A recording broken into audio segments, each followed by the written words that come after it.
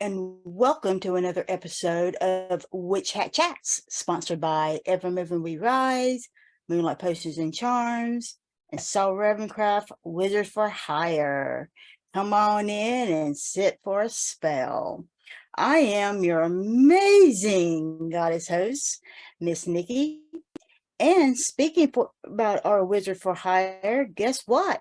He was hired and he is away on assignment. Yes, the Wizard for Hire decided to abandon me and go onto his assignment. So I'm happy for him and let him to be away on his assignment. So it's just going to be us and my Daisy dog who's over there sleeping, and you may be hearing her snore every now and then. And so today we're going to be having a conversation with us for a little while before we bring on our guest host. So let's go ahead and chat about our divination for today, which is going to be brought to you by, I got it from the Star Wars Clone Wars from episode 5 called The Rookies. And it says, and I quote, "The best confidence builder is experience." Whoa, you know, that is absolutely so very true. Because if you don't actually go and do it, how do you know you're going to be able to accomplish whatever that task is? You know, it's very, very simple. It's just like if you don't know if you're going to be able to do the spell unless you actually go and do it. Oh my God, is that not a mind blower? Duh.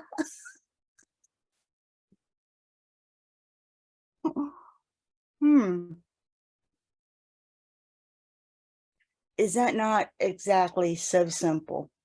So the more often you do things, the more often you'll be able to build that confidence, that booster, and the more often that confidence will come and come and come. It's like they say, practice makes perfect.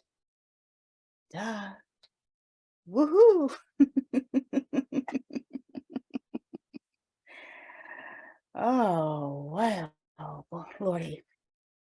So I also thought that perhaps we can talk about some of the products that Moonlight Potions and Charms has. So for today, we're going to be speaking about one of my favorite products and one of Dorothy Morrison's favorite products. And if you don't know who Dorothy Morrison is, you need to know who this woman is. She's been on our show. She is the owner of Wicked Witch Studios. She is a famous elder and author in our community. She's awesome.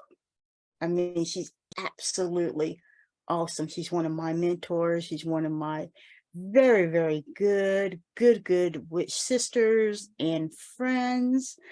And today she is going through eye surgery. And so I'm sending out my healing energies to her because she is an absolutely wonderful person and she helps anybody that she possibly can.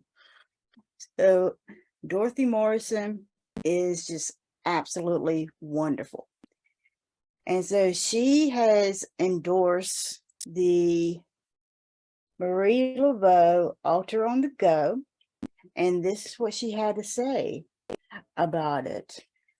She says, I'm in love with the Marie Altar on the Go. It's absolutely amazing. Jam-packed with everything one could possibly need, no matter what sort of magic they're planning. Kudos on a great product. So let's see what she means by that. So we're going to go ahead and flip to another camera and let's see what she means. All right. So here I'm opening up because it comes in a container right here. And I'm pulling out everything that the altar has, which includes an altar cloth. And it's a white altar cloth for those of you that are listening to the actual audio podcast. So you have this wonderful white cloth, and it's a really nice one. You have a picture of her.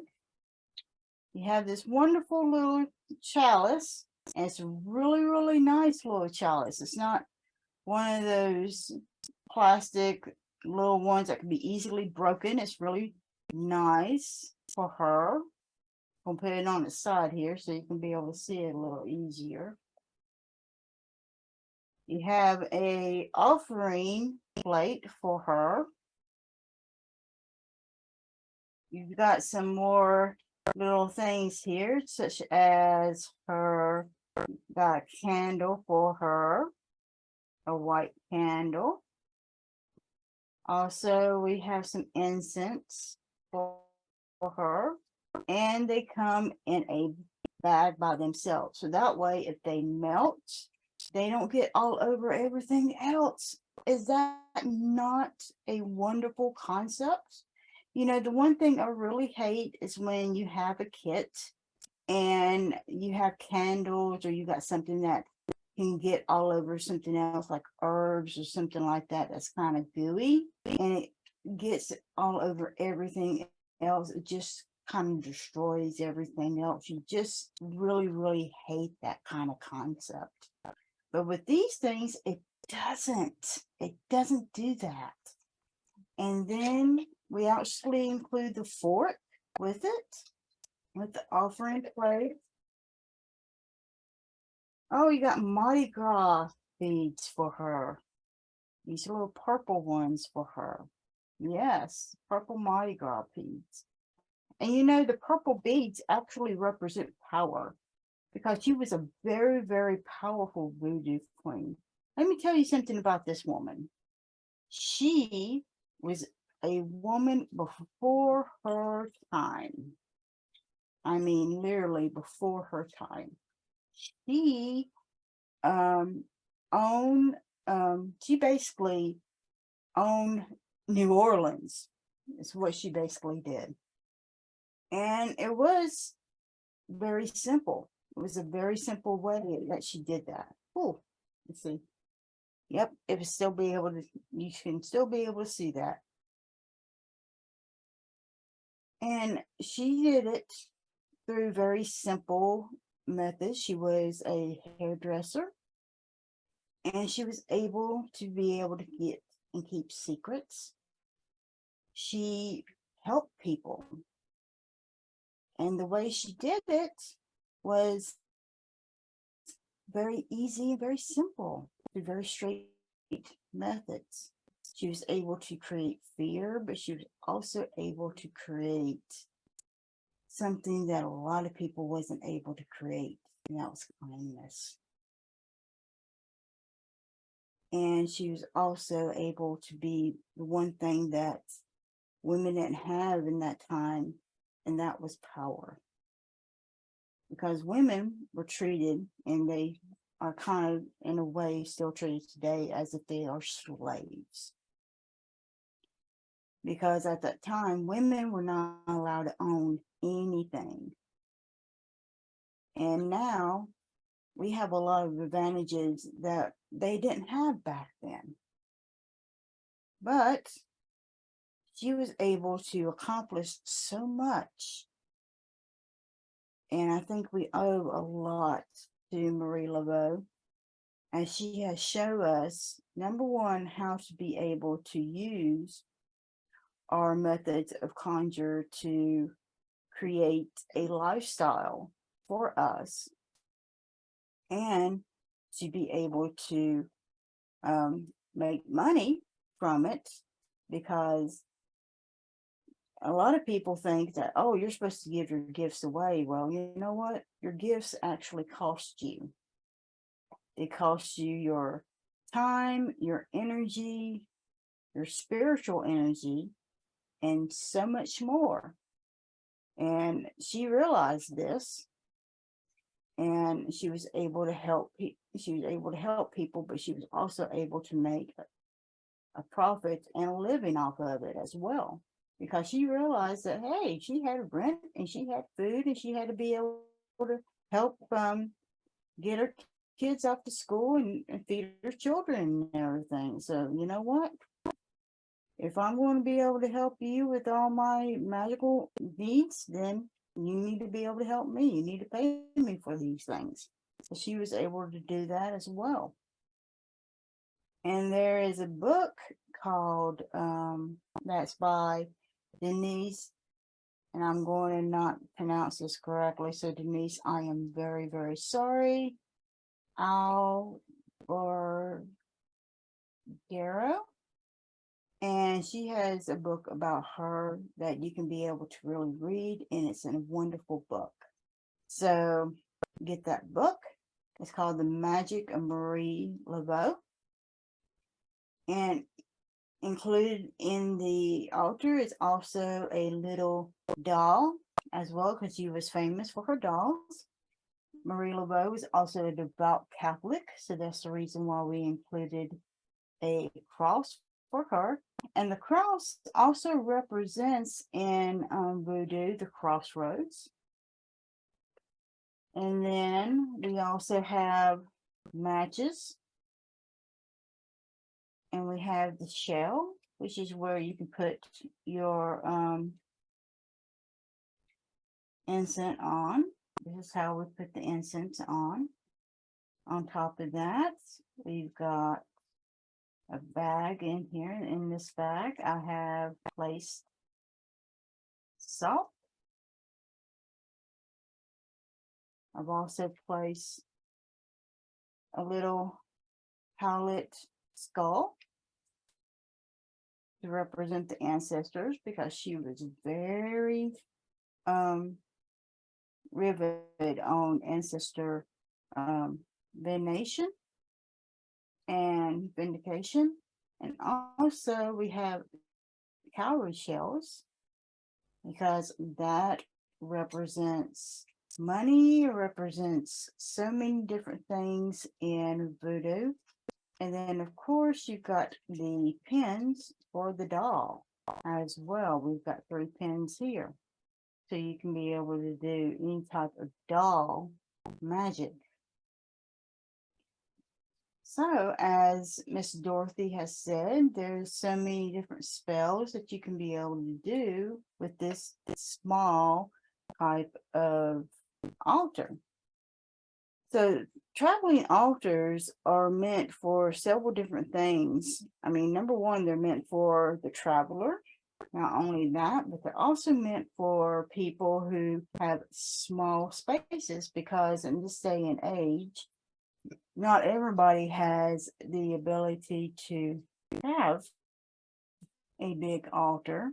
And they're also meant for people who may not have a ability to have a permanent altar as well, because today we don't all get to live we all don't get to live in our own rooms, or we all don't get to live with people who understand how we worship or how we have our spirituality. Some people live with others who basically make us live their way, and it's not always nice.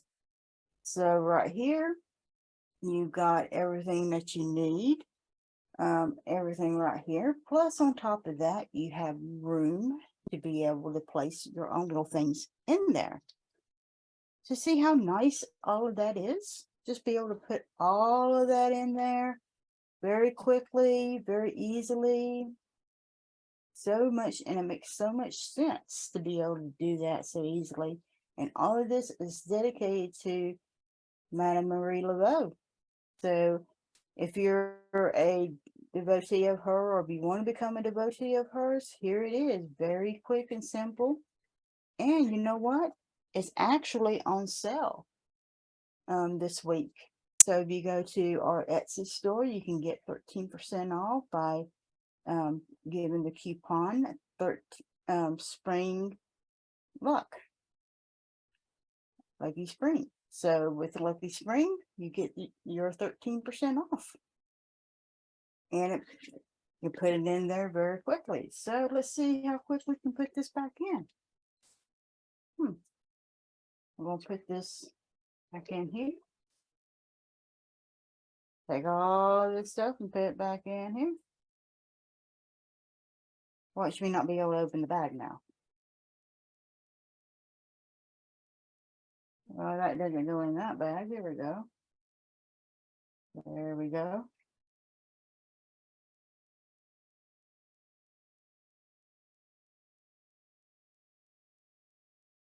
This in here. There we go.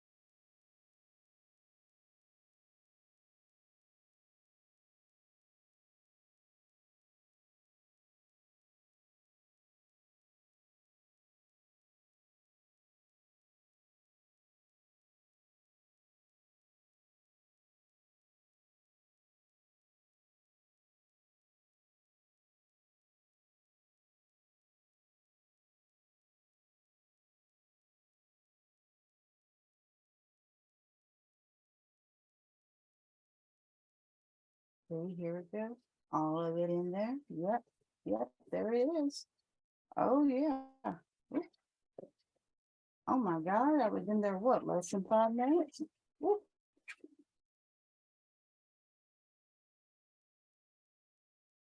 Oh, there we go. What was that, about 2 minutes that was in there? Oh my. So, so there you go with the Marie Laveau.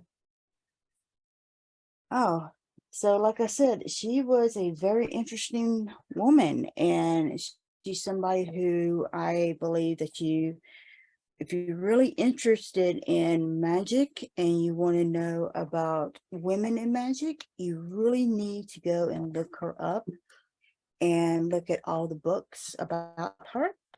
And like I said, there's so much mystery around her and everything, and look at the facts from the fiction. And so with that, we will be right back with our mystery guests. Stay tuned. Anybody can tell you what is on a tarot or oracle card. What matters is seeing beyond what others may not be able to see and help the client to uncover what lies in the mist. What do readings from Moonlight Potions and Charms do? Wednesday, I did this ancestor reading, and it was an amazing reading. And it was a detailed reading And I remember talking to this customer's ancestors, and it was so delightful. And he wanted some questions to be answered about the magic in his family because he didn't know. And his family was mostly like most of our families are. You know how everything is like hush hush when it comes to the magic in his family. And he wanted to know who can he actually talk to about the history of the magic in his family. And I was able to give him specifically who he can go to talk to about that, what particular deity he can actually go to be able to help him with this. And it was just an amazing reading, and talking to his ancestors, they were such a delight, and they told me so much about this customer. It was just an absolutely wonderful reading for him. And I was just so happy to be able to give him this wonderful reading. It's really amazing to be able to give people these readings, these products that's really going to help them, and be able to give back to the community, because this is what Moonlight Potions and Charms is about. We want to help you to embrace the power of your own magic. That is what we are all about. It's to help you to do that. Book now and allow our wonderful staff to take care of your spiritual reading needs. And there is so much more in our Wicked store to help you to embrace the power of your own magic. So come on in to Moonlight Potions and Charms at www.moonlightpotionscharms.com and discover the wicked things that ignite the magical passion in you. I'm Saul Ravencraft, co-host of Witch Hat Chats. I understand just how confusing and chaotic it can be to open to a path of magic and manifestation. Everything seems to turn on its head. I want to be an ally as you find the way upon your path. My studio setup will let us do readings, coaching, and exploration virtually, just as though you were sitting across the table from me. One size does not fit all, and we will work together to craft the right approaches to build your practice, your confidence, and your power using the tools of divination, magical works, and spirit connections. It's never too late to embrace a new path and emerge empowered. Go to TexasMojoMan.com and select Contact to begin. There's a message now. Let's get started working on your very good fortune. Have you wondered what spirituality is? Spirituality is limitless, as it does not contain any boundaries on beliefs or practices. Spirituality's most important component is personal experience and allows one to explore it freely. Evermoving We Rise is a spiritual moving tradition, as our name is our lifestyle, because we are persistently rising and moving forward. We realize that everyone's spiritual journey is extremely personal, but more easily traveled with reinforcement. We'll teach you to become friends with your shadow, emerge your authentic self, and give you time and space to develop your own spirituality. And when situations bump back, you'll have the entire community behind you, as we are a magical family who work to sustain each other. Discover the benefits of working within a society dedicated to helping you grow on your personal path. Visit us on our website, Linktree, or Facebook page and discover why we don't fit in the box. And welcome back to Witch Hat Chats, and we have our guest host who is eager to be able to talk to our people. And he is a professional warlock. This guest host received his name as a gift through a vision and a dream. He has studied and been initiated into several witchcraft traditions, most notably fairy tradition, where he holds the black wand of a master. Ooh, that sounds like some kick-ass mastery shit. Woohoo! This proud, queer, poly gentleman who is extremely busy, as he is the chancellor of the Modern Witch University, a co-founder of the Black Rose Witchcraft, columnist of the Wild Hunt, host of the Witch Power Daily podcast, and author of several books, including Forbidden Mysteries of Fairy Witchcraft. I am proud to introduce my friend, Storm Faerywolf. How you doing, Storm? I'm doing really good. Thank you for having me on your show. Thank you for coming.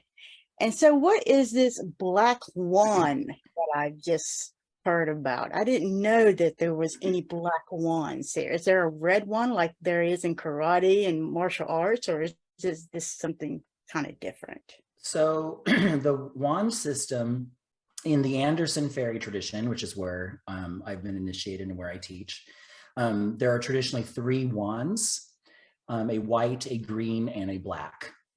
And depending on which lineage you're in will determine what the white or the green means. But the black wand is reserved for, it's basically, someone's described it before as the kind of a lifetime achievement award within the fairy tradition. I was very honored to have been given the wand by Anar, she's the current grandmaster of the fairy tradition, and by Cora Anderson, who is one of the tradition's founders. And so that is a tremendous honor bestowed upon me. Metaphysically, it allows the person to create their own lineage and to kind of branch off and do their own teaching. And so I was tremendously honored to have received that. But there are, in my lineage, Blue Rose, there are other wands, and there is a red wand. And the red wand would be the wand of the sexual magician, so sex magic. And there's other wands too, and I wrote all about them on my website, so if people are interested. But primarily they're for people who have been initiated into fairy, and then it marks their particular area of study or what they're offering, the tradition or what they're offering the world. So part of the black wand designates a mastery of the tradition and the lore, but it also has some connotations of martial magic as well. So magical self-defense and offense even, so. Nice. Nice. So, a lot of people want to know, what is the Black Rose tradition? So, well, the Black Rose course, it's a course, not a tradition. Okay. We're trying not to make it a tradition, even though we keep adding more, stuff. There is going to be a part 2 coming up, hopefully very soon. But Black Rose was the kind of the brainchild of myself, my husband Chaz Bogan, and our partner Devin Hunter. We've since brought in Matt Oren, who is helping us kind of expand it with part 2 and so on. But it is a course in modern witchcraft that brings together a lot of different pieces from different aspects and traditions of witchcraft. So it definitely has aspects of the fairy tradition, but it also has things from Wicca, from traditional witchcraft, from folk magic, different traditions that we've all been initiated into, different philosophies and insights. So we've kind of brought that all together to be a beginning course, in the craft for people who are interested, but something that would be a little bit different than just what is available under the banner of Wicca, which is of course the most popular and easily accessible form of modern witchcraft. So there's a lot of different pieces that we kind of wove together into Black Rose. It is a 13-month course that is taken online, but it can be taken at your own pace. nothing shorter than a year. We've set it up to where there are 52 weekly lessons, and they're all grouped together in groups of 4, so that creates our months. And every lesson unlocks every week. So you could buy the course and then you get your first lesson, then you get access to our Discord server. And so you could chat about your lesson, talk to other people, about your experiences and whatnot. But then at the end of the course, you can petition for the initiation. And the initiation is a group trance experience that I give over Zoom. And this allows the student to engage all of the tools and all of the spirits that we have engaged during that 13 months. And then the goal is to activate or awaken their witch power. So it's not really, you're not being initiated into a tradition. It's more like you're being kind of guided on your own path. You're being empowered to do your own stuff. And we created that originally we kind of created it as a bit of a filter, so that if people were interested in training with me in Blue Rose Fairy, I would know, oh, they've already done this work. They already have shown to be responsible, and then with Devin, with his Sacred Fires tradition, same thing, so we have this kind of foundation that we know, okay, the person is actually able, to do this long-term work. So we've been very blessed. We started the course in 2015. I actually just checked yesterday to see how many people we've had sign up in that time. And it's close to 1,400 people have signed up for this course. That doesn't mean they've all completed the course. I think a lot of people realize, oh, this is work. I thought this was just going to be, the simple little thing. But no, we assign actual work, and you have to report on your experiences with it in order to be able to complete the course. But we have had several people, complete the course and get the initiation. And it's really been a great thing. And I feel very blessed. As the chancellor of the university, it's my job to stay in connection with the students. I run the Discord server, for Black Rose. And so I'm constantly fielding questions and hosting chats to keep everybody engaged. But I feel really blessed. We have a really good online community, and it just is expanding. And I feel very, very blessed. We have really good people. Everybody's pretty down to earth.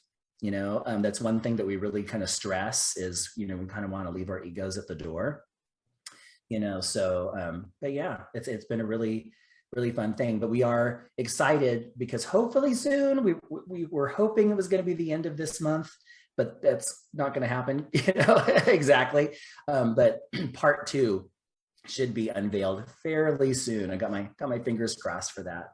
But that's been a big thing for us, Black Rose. But we are also adding some other classes to the university in the near future. Oh, nice. So if somebody just wants to take, like, for example, they just want to take your course, can they skip the Black Rose, or do they have to take the Black Rose? Yeah, they would have to take if they want to take Blue Rose Fairy with me, then Black Rose is a requirement, for that to happen. I have made exceptions for certain people who maybe have already studied fairy tradition with another teacher, but then I still will take them through the Black Rose material, because a lot of the stuff that I used to teach the very first year students in Blue Rose, we switched most of that over to the Black Rose material. So you still have to go through that first.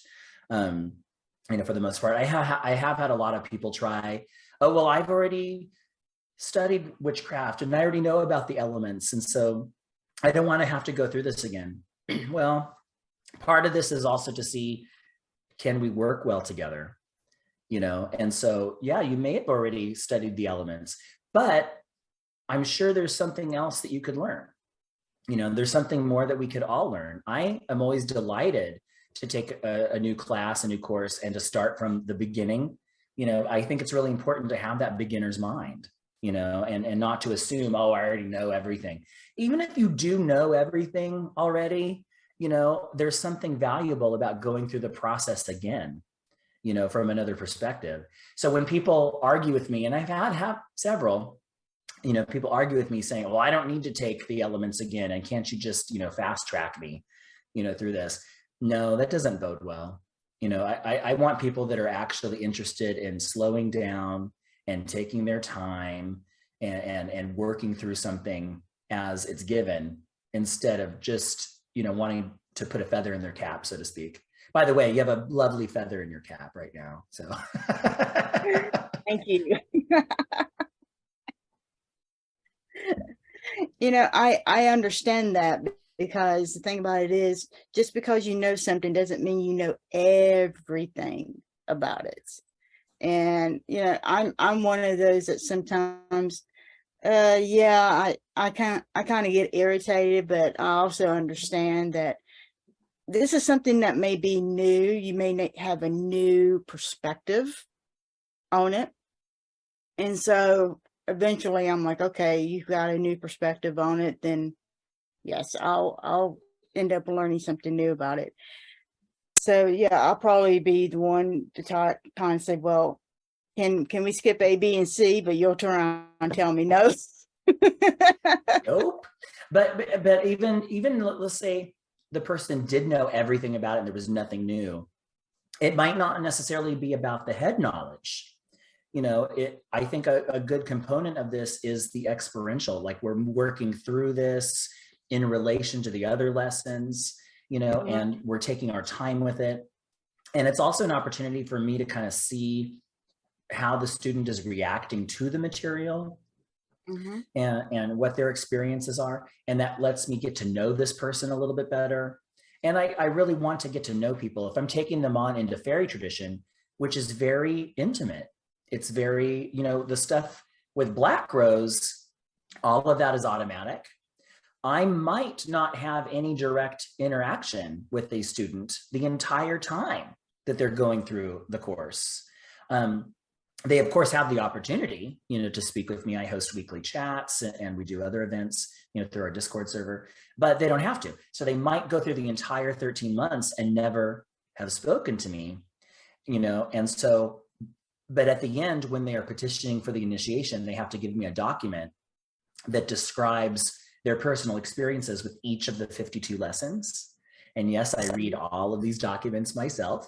And then that gives me an idea of how maybe they've integrated this, or not, depending. And if there's issues, then we set up a little chat and we talk about it and see where things are going.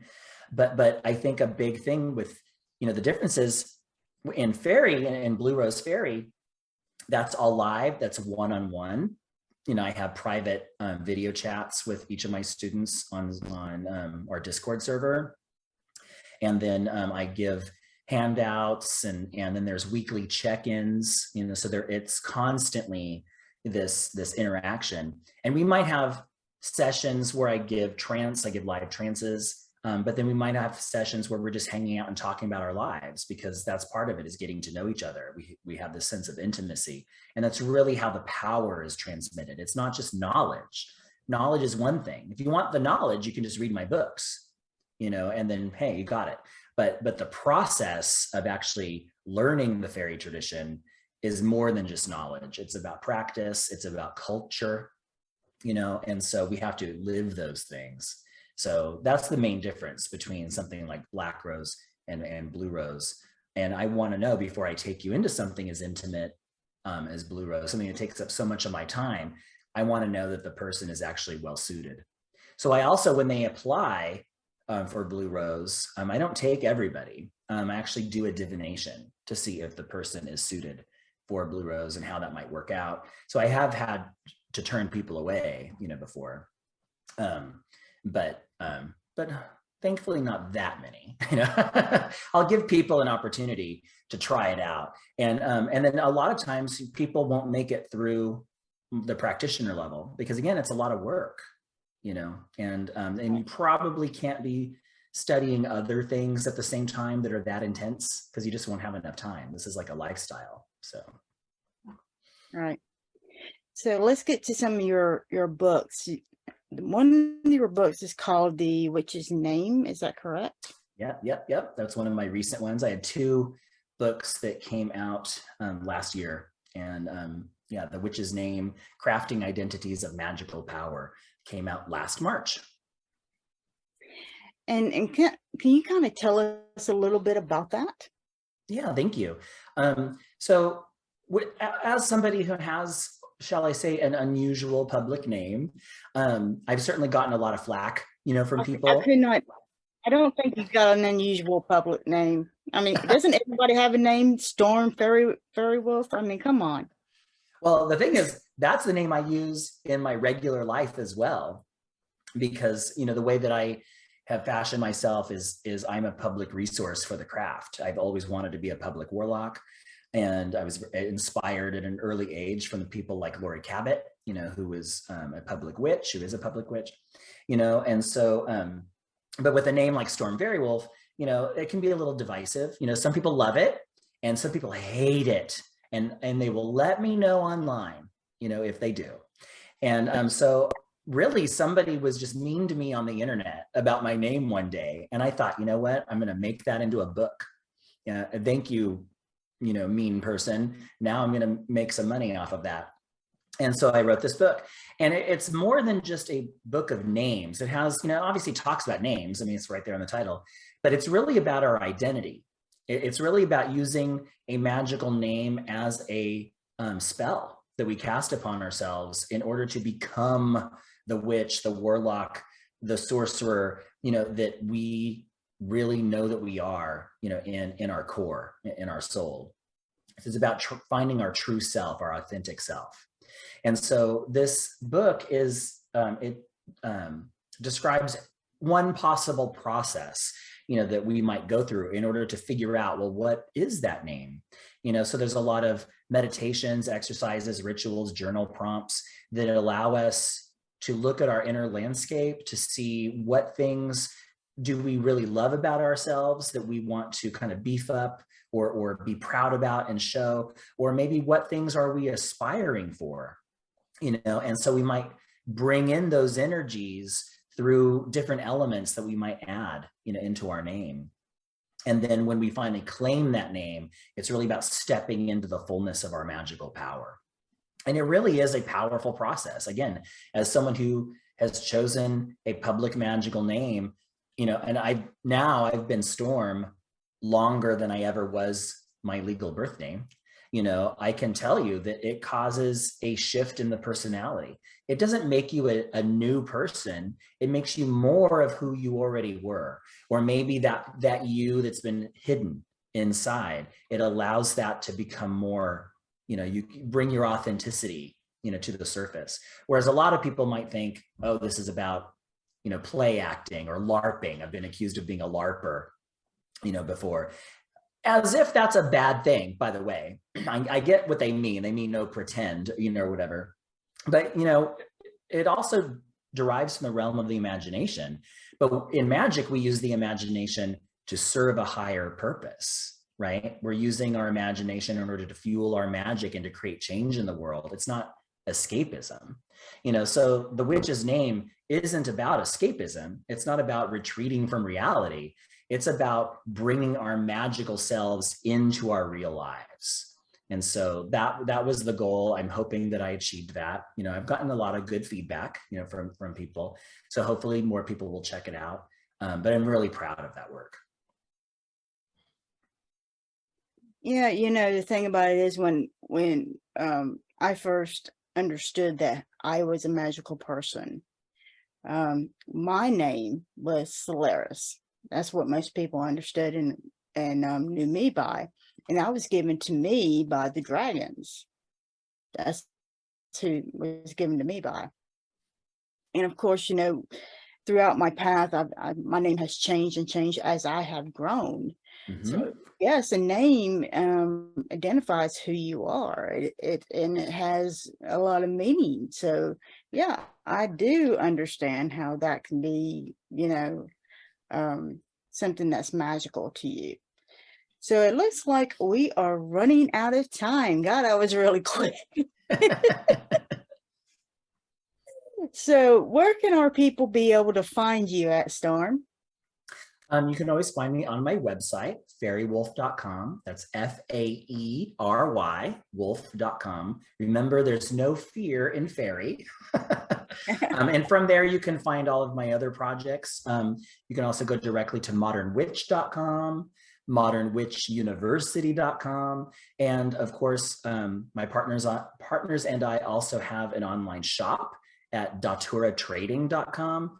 But you can link to all of that from my website, faerywolf.com. I'm also the host of the Witch Power Daily podcast. And so you can go to witchpowerdaily.com. And season 1 is out now. There are 30 episodes in which I am leading people through guided meditations, spells, and rituals in order to help people establish their regular magical practice. So definitely check that out. But you can find everything, including my books, including getting signed copies of my books, by going to faerywolf.com. All right. Well, thank you so much for being on the show. Oh, my pleasure. Thank you so much for having me. It was a delight. It was, and it was too short. All right. So that's all for our show today. So join me next week when I will be chatting with Ian Chambers. So embrace your power, support your community, and help your fuzzy babies, your family, your friends, and yourself keep them safe. So have an absolute magical week. I know some people who like to chat. I think they're witches, how about that? And every Sunday at 12 o'clock. And if you're hurting, they're willing to talk. Nikki, Kirby with that black stone. I agree, Evermoving We Rise. Life and soul will the beautiful mind. I give you blessings under moonlight. I know some people who like to chat. I think they're witches, how about that? And every Sunday at 12 o'clock. And if you're hurting, they're willing to talk.